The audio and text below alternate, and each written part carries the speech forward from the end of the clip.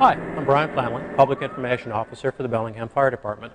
One of the most common questions we receive is, what should I do when I hear an emergency vehicle approaching?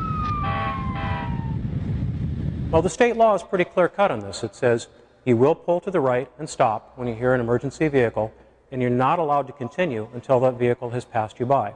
What we're finding, though, in reality, things are a little bit different. We try to give you plenty of warning when we're coming up in an intersection.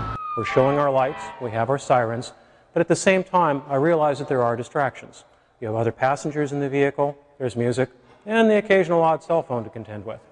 What happens a lot of times is the first awareness that a person has of an emergency vehicle behind them is this big red thing that they see in their rearview mirror. That's when panic comes in, and that's when people start doing irrational actions. And trust me, we see some irrational things out there. So what I'd like to do to you today is show you a little bit of our view on responding to an emergency. This particular unit is based at our Dema Road station.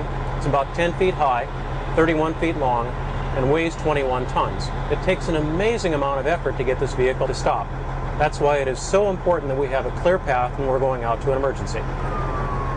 Despite all these devices, what we still ultimately depend on is the cooperation of the people out and around us. State law does say that when an emergency vehicle approaches, you have to pull to the right and stop and wait until the vehicle has passed you. Unfortunately, sometimes that doesn't happen. We have people who will pull to the right, and they're not aware of the need that we have to make a right-hand turn. So what we're showing you right here is what things look like from the cab. We have a vehicle directly in front of us. He's going to be pulling to the right, as he should. And if he continues going at this point, when we make our right-hand turn, then we'd have an accident. That's why it's necessary for him to pull to the right and stop and wait until we go by. So when you're out driving in your own vehicle, remember, listen for the approach of an emergency vehicle.